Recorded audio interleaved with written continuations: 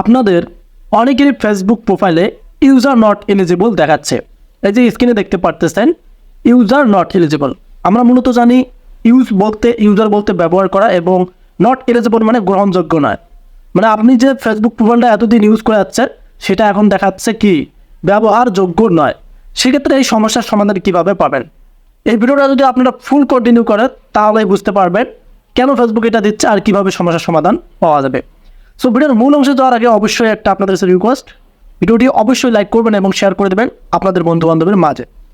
So এখন আমি যে কথাগুলো বলবো অবশ্যই আপনাদেরকে ভালোভাবে বুঝতে হবে, তাহলে কিন্তু সমস্যার সমাধান পাবেন। এই যে আমরা কিছুদিন আগে দেখলাম যে অনেকেরই পেজে নতুন পেজ বা ওল্ড পেজের মধ্যে পেজ নট এলিজিবল ছিল। এখন আবার দেখতেছি অনেকেরই ফেসবুক প্রোফাইলে ইউজার নট এলিজিবল। পেজের ক্ষেত্রে পেজ নট এলিজিবল আর প্রোফাইলের ক্ষেত্রে ইউজার নট এলিজিবল। এখন আপনারা কী করবেন? এটা কি আসলে ইস্যু? এটা থাকলে কি মনিটাইজ পাবেন না? প্রশ্ন কিন্তু এটাই দাঁড়ায়। সেক্ষেত্রে এই প্রশ্নগুলোর অ্যান্সার আমি আপনাদেরকে দেব। দেখা যাচ্ছে আপনার প্রোফাইলটা 3-4 বছরের, হঠাৎ করে এখন তারা ইউজার নট এলিজিবল দিচ্ছে, বা আজকে প্রোফাইলটা ক্রিয়েট করলেন সেখানে ইউজার নট এলিজিবল দিচ্ছে। সো ফেসবুক কী করে, ফেসবুকের কিছু গাইডলাইন আছে, সেগুলো মিস্টেক করলে অনেক ধরনের ইস্যু দেয়, যেমন content monetisation policy issue, unoriginal content, limit originality of content, সেগুলো আমরা জানতে পারি। যে আমরা ফেসবুকের যে মিউজিকগুলো আছে, মানে কপিরাইট মিউজিক, অন্যের ভিডিও, এগুলো এডিটিং করে ছাড়লে এরকম ইস্যু দেয়। কিন্তু ইউজার নট এলিজিবল কেন দিচ্ছে?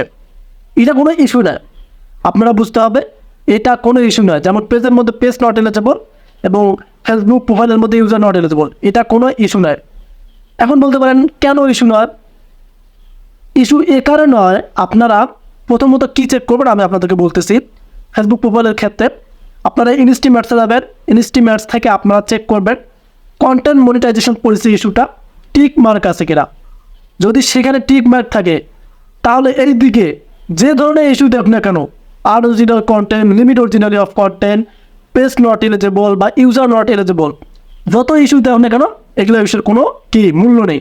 কারণ মেনটা হচ্ছে ওই যে আপনারা ইনস্টিমেটসে যে ক্রাইটেরিয়াগুলো দেখতে পারবেন, 5000 ফলোয়ার্স টিক মার্ক থাকতে হবে কম্পিউটারে, 60,000 মিনিট ভিউ কমপ্লিট থাকতে হবে টিক মার্ক থাকলে, you reside in eligible country এবং কন্টেন্ট মনিটাইজেশন পলিসি ইস্যু, এগুলো যদি টিক মার্ক থাকে তাহলে এদিকে কোন ইস্যু দেয় দেখ ফেসবুক টিম, এগুলো কি অ্যালাউড হবে না।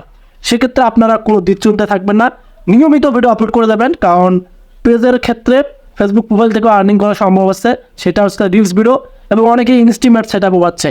আর ইনস্টিমেট সেট আপ পেতে অনেক পরিশ্রম করতে হয়, সেটা হচ্ছে আপনার 5000 ফলোয়ার, 60,000 মিনিট ভিউ এবং 5টা অ্যাক্টিভ ভিডিও তো দিতেই হবে, এবং তার সাথে সাথে ফেসবুক গাইডলাইন মানতে হয়।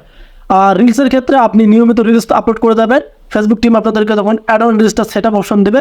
Add on reels set up করলে কিন্তু আপনাদের কি মনিটাইজ আপনারা পেয়ে যাবেন। সেখানে 5000 ফলোয়ার, 60,000 মিনিট ভিউ এগুলো কোনো প্রয়োজন নেই, শুধু ad on reels set up পেলেই পেয়ে যাবেন।